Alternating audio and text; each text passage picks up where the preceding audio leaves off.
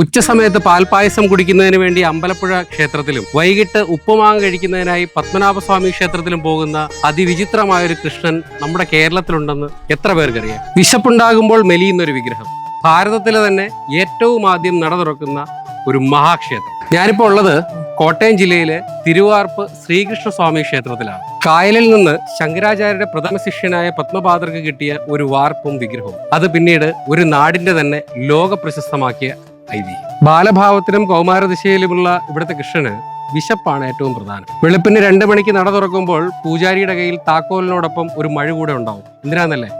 ഏതെങ്കിലും കാരണവശാൽ ഈ നട തുറക്കാൻ കഴിയാതെ വന്നാൽ മഴ ഉപയോഗിച്ച് ഈ പൂട്ട് പൊളിക്കണമെന്നും ഭഗവാന് കറക്റ്റ് 2 മണിക്ക് തന്നെ നിവേദ്യം കൊടുക്കണമെന്നുമാണ് ഭഗവാന്റെ കൽപ്പന.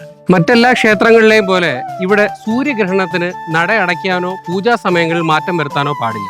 അതിന് പ്രത്യേക ഒരു കാരണം കൂടിയുണ്ട്. ഒരു ദിവസം സൂര്യഗ്രഹണത്തിന് അടച്ചിട്ട ക്ഷേത്രം തുറന്നു നോക്കിയപ്പോൾ ഭഗവാന്റെ അരക്കെട്ടിലുള്ള അരഞ്ഞാണം താഴെ കിടക്കുന്നതായി കണ്ടു. അതുവഴി പോകുന്ന വില്ലുമംഗലം തിരുവേനി പറഞ്ഞു, വിശപ്പിനാലാണ് ഭഗവാന്റെ അരഞ്ഞാണം താഴെ വീണതെന്നും ഇനി സൂര്യഗ്രഹണത്തിനാണെങ്കിൽ പോലും ഭഗവാന് വേണ്ട നിവേദ്യം അതാത് സമയങ്ങളിൽ കൊടുക്കണമെന്നും ഒരു ധാരണയുണ്ടായി. അതിനാലാണ് ഈ ഉണ്ണിക്കണ്ണന്റെ ഈ ക്ഷേത്രം സൂര്യഗ്രഹണത്തിന് പോലും അടയ്ക്കാത്തത്. അരമണികിലേക്ക് വിശപ്പറിയിക്കുന്ന എൻ്റെ കൃഷ്ണ, ഓരോ സ്ഥലത്തും ഓരോ ഭാവങ്ങൾ, ഓരോ രീതികൾ, ഒരേ ഒരു ശക്തി.